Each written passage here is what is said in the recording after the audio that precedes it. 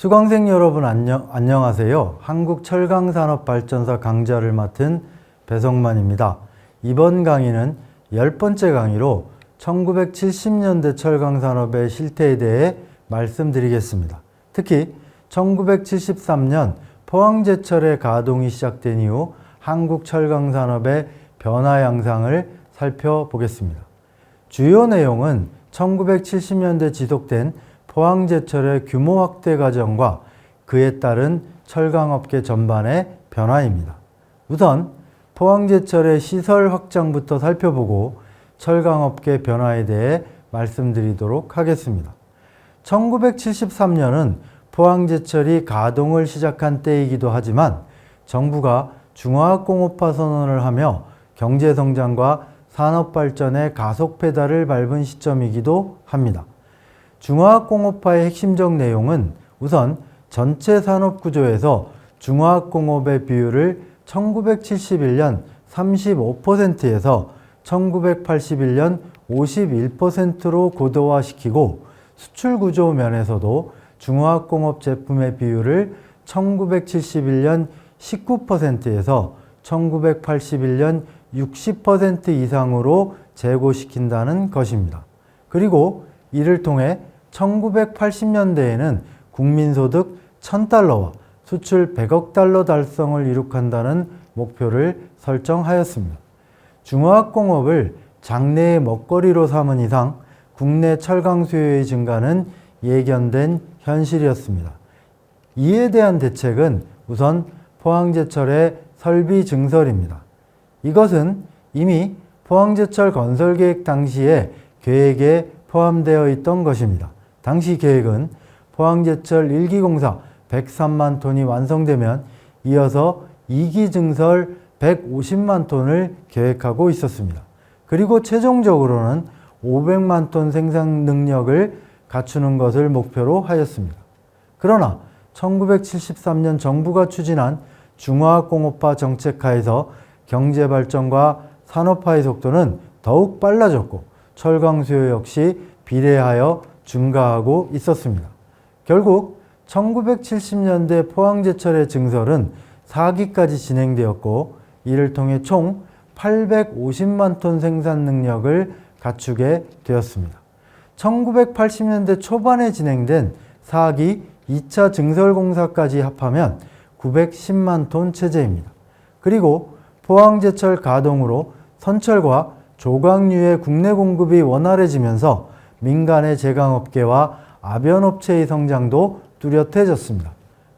그러면 1970년대 정부의 철강산업 육성에서 무엇보다 우선시한 포항제철 시설 확장과 관련하여 이번 시간은 포항제철 2기 증설공사에 대해 말씀드리겠습니다. 포항제철 103만 톤급 1기 공사 준공으로 한국의 철강제 생산은 1973년에 전년도보다 50% 이상 증가하였습니다.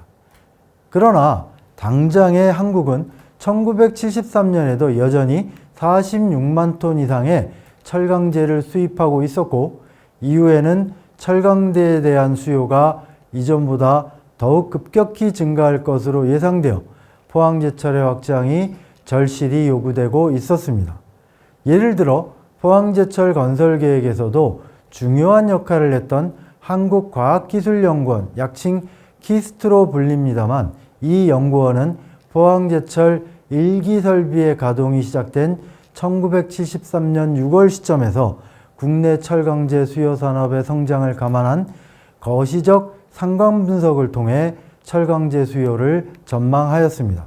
키스트는 여기서 한국의 철강 수요가 조강 생산 기준으로 1977년에 500만 톤을 넘어서고 1981년에는 1000만 톤을 넘어설 것으로 예상하였습니다. 키스트가 예측한 증가 속도는 매년 평균 40% 이상씩 철강 수요가 증가하는 것을 의미하였습니다. 1973년 정부 중화학공업선언과 함께 그 추진체로 조직된 중화학공업추진위원회의 예측은 좀 더 빨라서 1976년 490만 톤, 1981년 1350만 톤이었습니다. 예측치이므로 증가 속도의 차이가 있지만 양기관 모두 공통적으로 향후 국내 철강제 수요가 폭발적으로 늘 것을 전망하고 있습니다. 사실 앞서 보았듯이 포항제철 증설은 처음 계획 속에도 있는 것이었습니다. 여기에 더하여 키스트, 중화학공업추진위원회 등 포항제철 관련 주체들이 제철소 가동 시점에 국내 수요 예측도 급증을 전망하고 있었으므로 포항제철 2기 증설 공사는 매우 신속하게 이루어졌습니다. 포항제철 제2기 증설 공사는 1기 공사의 103만 톤 조강 생산 능력보다 많은 157만 톤 체제로 1기 공사 준공 5개월 후인 1973년 12월 1일 열간압영 공장과 붕괴 공장을 시작으로 착수되었습니다. 완성되면 포항제철은 260만 톤 조강 생산 능력을 보유한 종합제철소가 되는 것이었습니다. 본격적인 공사는 1974년 여름부터 제2고로를 설치하는 제선 공장과 1기 공사 때 설치된 전로와 같은 규격인 100톤급 전로 1기를 추가 설치하는 제강 공장 등 주요 시설의 공사가 시작되었습니다. 2기 공사는 31개월로 계획되었는데 이처럼 2기 공사가 1기 공사에 비해 규모는 크지만 건설 기간을 짧게 잡은 이유는 2기 공사의 경우 대부분의 공장 부지가 이미 조성되어 있었고 1기 공사로 축적된 경험을 살릴 수 있었기 때문입니다. 즉 1기 공사의 경험을 통하여 유사 설비의 규모 및 기능을 파악하는 것이 용이했고 공정 추진의 순서 및 완료 기간을 사전에 조정할 수 있었습니다. 또 1기 건설에 참여했던 일본의 관계사들과 한국의 시공업체들이 2기 건설에는 더 적극적인 자세를 보였습니다. 2기 건설의 주요 설비, 즉 대형 고로와 전로, 아변 설비는 1기와 마찬가지로 일본의 이시카와지마 하리마 중공업, 가와사키 중공업, 미쓰비시 중공업 등이 제작을 담당하고 미쓰이물산, 미쓰비시 상사 등 종합상사가 공급하는 체제였습니다. 물론 어려움도 있었습니다. 2기 공사는 1기 공사로 완성된 제철소 조업과 병행하여 건설을 진행해야 하고 기존 공장 설비에 연결해서 시공해야 한다는 점에서 어려움을 가지고 있었습니다. 1기 공사와 비교하면 구미국가의 설비 공급사들이 신규로 참여하여 설비 사양이 더 다양해졌다는 것도 어려움을 가중시켰습니다. 1기의 경우 중후판 생산 공장이 유일하게 오스트리아의 페스트사가 공급하였으나 2기 공사의 경우에는 코크스 제조, 소결 공장, 연속 주조 설비, 냉간 아변 설비 등 상당히 많은 부분을 구미 국가의 회사들이 제작, 공급하였습니다. 따라서 여기에 대응한 종합적인 관리가 요구되었습니다.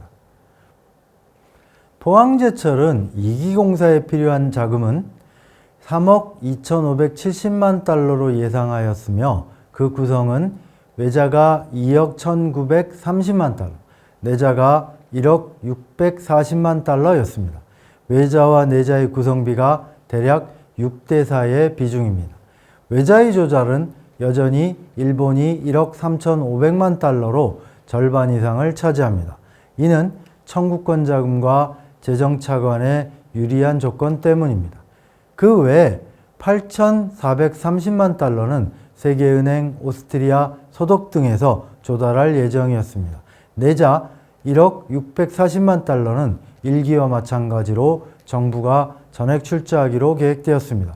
일본으로부터의 외자 조달은 1973년 8월에 김대중 납치 사건에 의한 정치적 갈등 관계 조성으로 일정한 차질이 발생했지만 오히려 그 상황을 계기로 외자의 대일 의존에서 벗어나 다변화할 수 있는 계기를 마련했습니다. 내자의 경우도 원래 계획은 정부가 100% 공급하는 것이었지만 포항제철 1기 103만 톤 제철소의 가동을 통해 얻은 수익으로 대부분 조달할 수 있었습니다. 포항제철의 조강 생산 능력을 260만 톤으로 늘리는 제2기 설비증설공사는 1976년 5월 31일에 준공되었습니다. 원래 계획한 31개월보다 1개월을 단축했습니다. 1기 공사와 비교하면 103만 톤 체제인 1기 공사보다 큰 규모의 건설 공사였지만 9개월이나 단축된 것이었습니다. 2기 설비를 준공함으로써 포항제철소는 조강 연선 260만 톤의 생산 능력을 갖추게 되었고 명실상부한 현대적인 일관제철소로 성장하게 되었습니다. 특히 2기의 대형 고로를 보유하게 되어 보다 안정적인 조업의 기반이 확립되었고 연속주조 공장의 신설로 철강제 생산의 흐름이 더욱 원활하게 되었으며 냉간 압연 공장의 신설로 생산 제품의 다양화 및 고급화가 도모되었습니다. 더 나아가 포항제철은 2기 설비의 완공으로 한국 정부가 중화학공업 및 방위산업을 육성하는 데 크게 기여할 수 있었습니다. 또 주물선 및 냉연 제품의 생산으로 기계, 자동차, 가전산업 등의 발전에 필수적인 철강 소재를 공급할 수 있는 기반이 구축되었습니다. 정부의 중화학공업화 선언에 부합하는 모습입니다. 그러나 포항제철의 시설 확장은 여기서 끝나지 않고 1970년대 말까지 계속됩니다. 다음 시간에는 2기 공사로 260만 톤 조강 생산 능력을 갖춘 포항제철이 이후에도 연속적으로 진행하는 설비 확장 공사에 대해 살펴보겠습니다.